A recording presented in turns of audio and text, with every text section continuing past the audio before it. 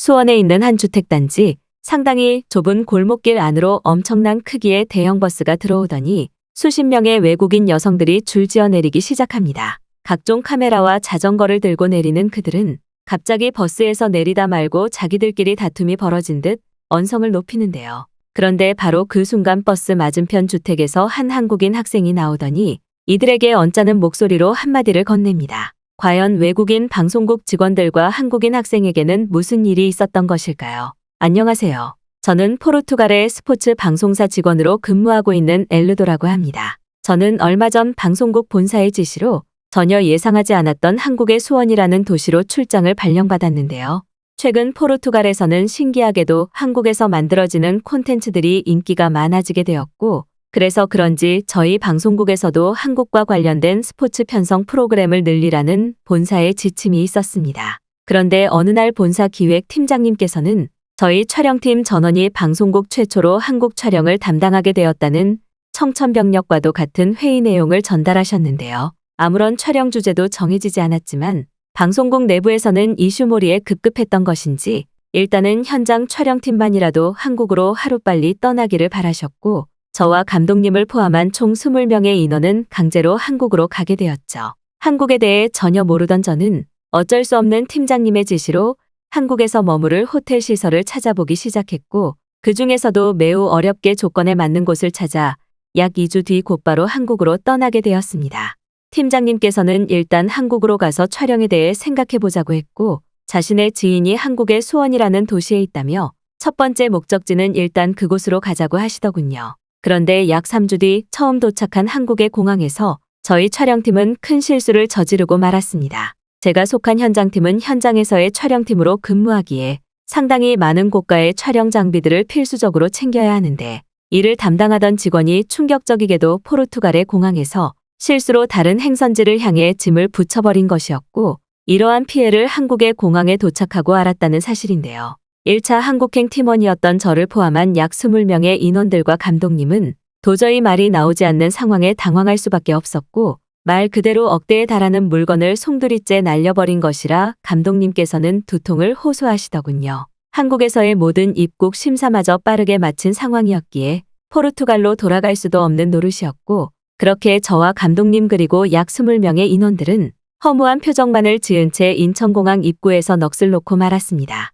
그런데 바로 그때 한 한국인 직원분이 다가오시더니 저희에게 도움이 필요하냐며 뜻밖의 말을 거셨는데요.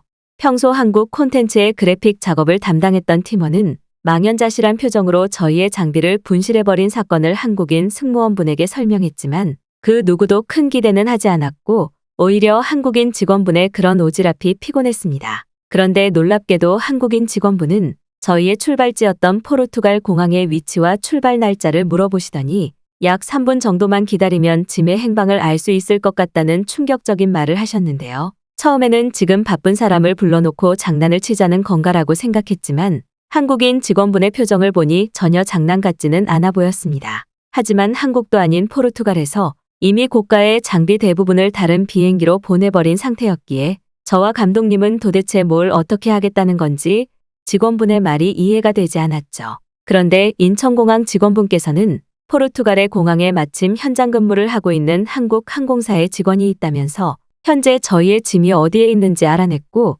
다행스럽게도 다른 비행기로는 옮겨지지 않아 곧바로 한국으로 향하는 비행기로 짐을 옮기겠다는 충격적인 말을 하시더군요. 충격적이게도 한국의 공항은 대부분의 나라들의 모든 연락망 시스템이 구성되어 있었고, 더욱 충격적인 것은 오히려 포르투갈의 공항이 저희의 촬영 장비가 어디로 가야 되는지 몰라 우물쭈물거리고 있었다는 사실입니다. 신기하게도 포르투갈에 있던 한국인 항공사 직원분께서는 저희의 촬영 장비들을 휴대폰 영상통화로 전부 확인해 주셨고, 저희 현장 촬영팀 전원은 인천공항의 말도 안 되는 디지털 시스템에 기가 막힐 노릇이었죠.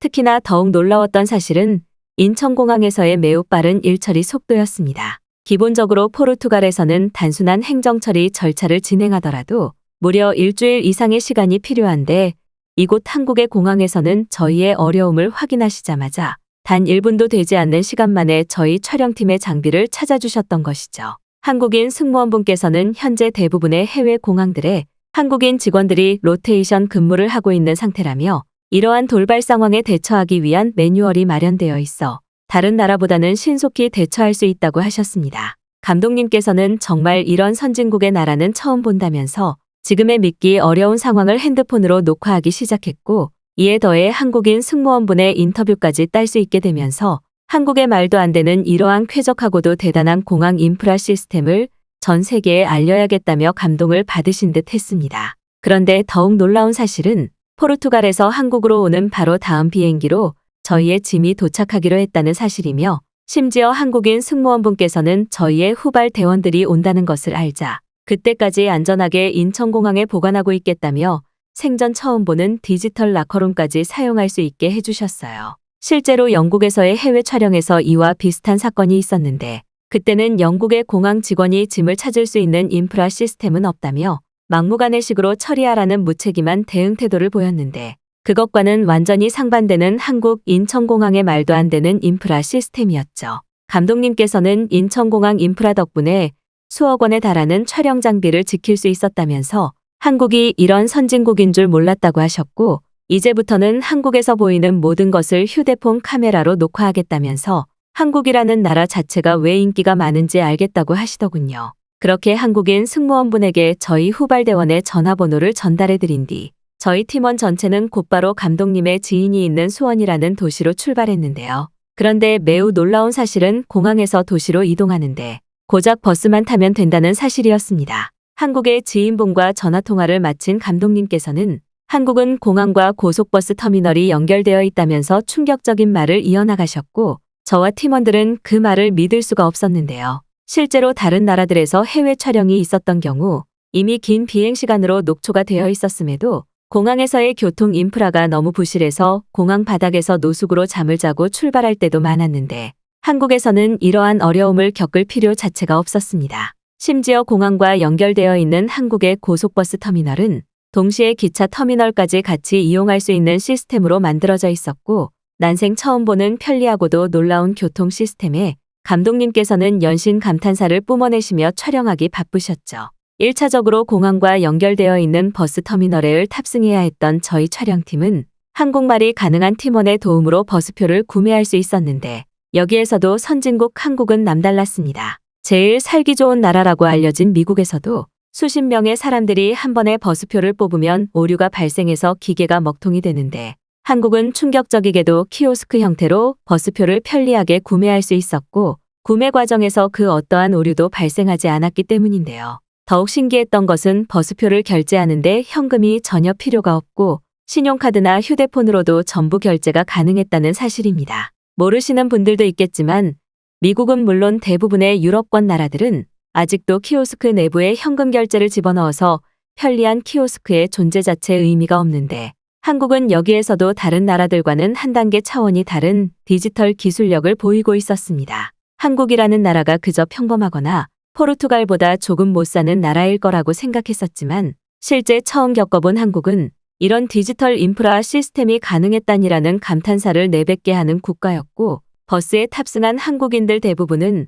나이가 많은 중년분들도 매우 멋지게 차려입고 있어서 그 나라의 부유함 수준마저 알 수 있었죠. 그런데 버스 내부에서도 한국의 놀라움은 끊이지 않았습니다. 감독님께서는 공항에서부터 휴대폰을 사용해서 배터리가 거의 없는 상태셨는데, 충격적이게도 버스 내부에 무료로 전기를 쓸 수 있는 콘센트가 바로 눈앞에 자리하고 있었기 때문인데요. 하지만 이미 미국에서 버스를 탔다가 돈을 내지 않고 와이파이를 사용해서 벌금을 낸 적이 있던 감독님은 마침 앞에 앉아있던 한국인분에게 버스 콘센트를 써도 돈을 내지 않는 것이냐고 물어보았고, 한국인분은 작은 미소의 표정을 짓더니 자신도 콘센트를 이용해 노트북을 쓰고 있는 모습을 보여주셨습니다. 놀랍게도 한국은 이러한 고속버스 내부에 제공되는 전기를 사용하는 것에 전혀 돈을 내지 않는 신기한 나라였는데요. 항상 전기가 부족했던 저희 촬영팀에게는 너무나 소중한 버스 인프라 시스템일 수밖에 없었고, 이때부터 몇몇 팀원들은 한국이 이렇게나 부자 나라였냐며 놀라는 반응을 보이기도 했습니다. 버스를 타고 편리하게 지하철로 갈아타자 약 2시간도 되지 않는 시간 만에 저희는 감독님의 지인이 있는 수원이라는 도시에 도착할 수 있었는데요. 평소에 해외 촬영이었다면 중심 도시로 이동하는 것에 모든 시간과 체력이 소비되어 녹초가 되었어야 정상인데, 한국의 교통 인프라는 얼마나 편리하게 되어 있었던 것인지 여행의 피로감이 전혀 느껴지지 않았습니다. 눈앞에 보이는 수원이라는 도시를 처음 마주하게 되었을 때에는 포르투갈과 상반되는 녹지가 풍부한 도시의 모습에 당황하기도 했는데요. 길거리를 하나하나 지나갈 때마다 쉴 수 있는 자연공원이 곳곳에 설치되어 있었고 한국인들은 그러한 도시공원에서 역시나 선진국 시민들처럼 편안하게 휴식을 취하고 있었습니다. 치안이 좋지 않은 포르투갈에서는 심각한 길거리 범죄의 문제 때문에 범죄자들의 아지트로 활용되는 공원 자체를 없애고 있는 추세인데 한국은 이와는 완전히 반대되는 현실이었죠. 감독님께서는 한국과 포르투갈의 도시 모습과 기술력을 비교하는 프로그램을 제작하면 엄청난 인기를 끌 수 있을 것 같다면서 계속해서 한국의 길거리를 촬영했고 실제로 공원 내부도 너무나 깨끗하고 쾌적하게 관리되어 있어서 더욱 충격이었습니다. 또한 너무나 놀라웠던 사실은 한국의 공원 내부에 쥐가 전혀 보이지 않았다는 사실인데요. 포르투갈에서는 공원을 제일 처음 떠올렸을 때 수십 마리의 쥐들이 공원을 돌아다니는 끔찍한 광경이 먼저 떠오르는데 어째서인지 한국의 공원과 도시 길거리에서는 쥐의 형체조차 볼 수 없었습니다. 감독님께서는 그만큼 한국이 도시의 외관과 청결함을 선진국 이상으로 관리하고 있는 증거라며 놀라워하셨고 직장만 아니었다면 한국에 와서 살고 싶을 정도라며 한국에 완전히 빠진 모습을 보이시더군요. 일단은 1개월 동안 머무를 호텔로 향하는 것이 급선무였기에 호텔 예약 담당이었던 저는 곧바로 휴대폰을 켜고 예약했던 숙소의 지도를 살펴보았고 약 20분 뒤 저희 촬영팀 전원은 숙소 앞에 도착할 수 있었습니다. 그런데 숙소 앞에 도착한 순간 저뿐만 아니라 팀원들 전체는 서로의 얼굴을 마주보며 당황할 수밖에 없었는데요. 감독님께서는 지금 이곳이 예약한 호텔이 맞냐며 화를 내시기까지 했고 저는 계속해서 예약 메일을 살펴봤지만 이곳이 틀림없다는 말을 반복했습니다. 당황스럽게도 그곳에는 호텔이 아닌 나무로 지어진 호텔이 자리 잡고 있을 뿐이었고 그것은 외관이 전혀 호텔처럼 느껴지지 않았는데요. 그런데 그 순간 나무 호텔 내부에서 한 젊은 한국인 여성분이 나오시더니 저의 이름을 부르시고는 이곳으로 예약한 성함이 맞다면서 뜬금없이 안으로 들어오라는 말씀을 하셨습니다. 그런데 나무 호텔의 내부로 들어간 순간 감독님은 헉하는 소리와 함께 또 다시 휴대폰 카메라를 꺼내 드셨고 저와 팀원들도 굉장히 당황할 수밖에 없었는데요. 그곳에는 볼품없어 보이던 외관과 달리 대리석으로 만들어진 실내 수영장은 물론 돌을 깎아 만든 공원까지 있었고 이러한 나무와 돌의 자재들에서 고급스러움이 느껴졌기 때문입니다. 당황한 저희의 모습을 보신 나무 호텔 주인 여성분은 이곳은 한국에서 한옥으로 불리는 전통 한옥 호텔이라며 일반적인 호텔과는 전혀 다르지만 이곳이 장기간 머물기에는 더 좋을 것이라며 한옥 호텔 내부를 안내해 주셨는데요. 그런데 바로 그때 한국말을 할 줄 알던 팀원은 이게 그 유명한 한옥이냐면서 한옥이 한국의 매력을 그대로 느낄 수 있는 일종의 문화재와 다름없다는 놀라운 설명을 하기 시작했습니다. 실제로 한옥 호텔 내부는 저희 촬영팀이 미국에서 머물렀던 5성급 비즈니스 호텔보다 더욱 좋은 시설과 쾌적함을 가지고 있었는데요. 나무와 대리석으로 만들어진 로비에는 나무 기둥과 목재 한국의 전통종이인 한지를 이용한 품격 있는 모습이 보였고 은은하게 풍적여오는 한옥의 향기는 그야말로 마음이 편안해지기까지 했습니다. 그런데 한옥 호텔의 내부는 더욱더 충격적이었는데요. 침대가 있는 내부로 들어가는 순간 따뜻한 온기가 발을 타고 올라왔고 눈앞에는 은은한 햇살이 쏟아지는 한국의 전통적인 멋이 어우러진 침실이 있었습니다. 신기하게도 침실 내부에는 디지털 제어 시스템을 이용해 방의 온도를 편리하게 조절할 수 있었는데 이러한 작은 부분에서도 한국의 기술력이 느껴지더군요. 그리고 무엇보다 특별했던 것은 욕실이었습니다. 저는 살면서 욕실의 바닥까지 따뜻할 수 있다는 사실은 처음 알았는데요. 나무로 만들어진 대형 크기의 욕조는 미국의 호텔보다 더욱 깨끗하고 아름다웠고 심지어 화장실 내부에는 센서를 이용한 긴급구조 시스템과 최신형 비데까지 설치되어 있었습니다. 말 그대로 한국의 전통을 온전히 느끼면서도 쉴 수 있는 최고급 한옥 호텔이었고 감독님께서는 너무나 큰 영감을 받으셨는지 한옥 호텔 내부를 이미 이곳저곳 촬영하시면서 감탄사를 연발하고 계시더군요. 온돌이라고 불리는 한국의 난방 방식은 발바닥부터 따뜻해지니 온몸이 편안해졌고 신기하게도 히터를 이용한 가동 방식이 아니라서 목이 전혀 건조하지 않아 너무나 좋았습니다. 그리고 역시나 한국답게 한옥 호텔 주변에는 빨래방부터 편의점 심지어 공원과 지하철역까지 가까웠고 말 그대로 이동을 하는 것에 시간을 들일 필요가 없는 편리한 도시 인프라가 이미 조성되어 있더군요.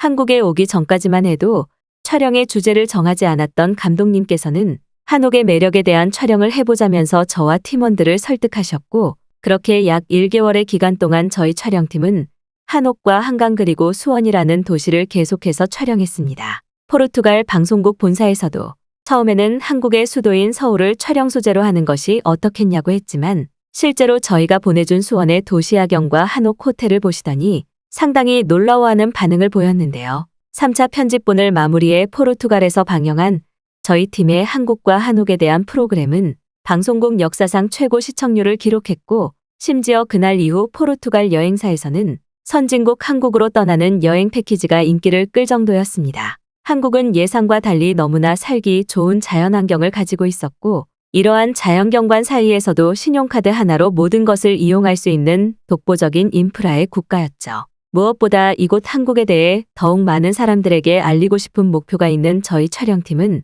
오늘도 한국에서 지내고 있는 지금의 삶에 너무나 감사하고 있네요.